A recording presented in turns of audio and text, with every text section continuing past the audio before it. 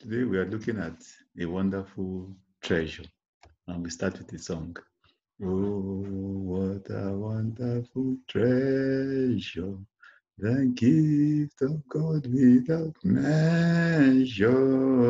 We will travel together, my Bible and I. We are really looking at meditating on the Word of God. It's a very important exercise, spiritual exercise with lots of benefits, which is really what we are looking at this morning and today. And there's God's specific commands to Joshua. This book of the law shall not depart from your mouth, but you shall meditate in it day and night, which is basically what we are looking at, meditating on the Word. And also Paul writing to the Philippians, told them to, think about those things that are pure, noble, just, lovely, things that have good report. If there's any virtue and if there's anything praiseworthy, meditate on these things.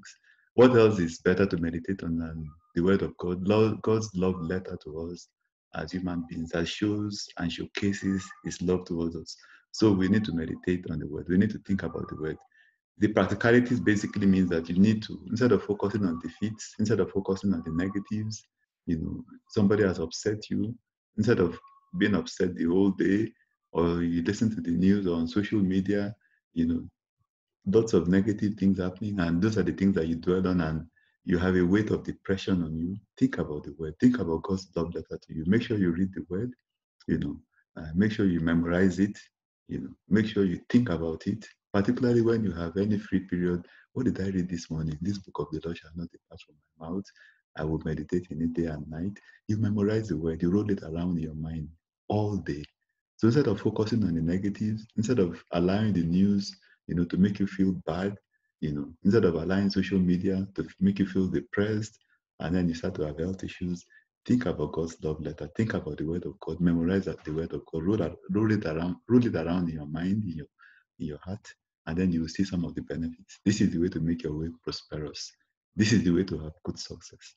And for those that are students, you have more insight than your teachers because you're always thinking of the laws of God. So it's a recipe for success. So that whatever it is that we lay our hands upon will result in success, will result in prosperity. This is the benefit of meditating on the word of God.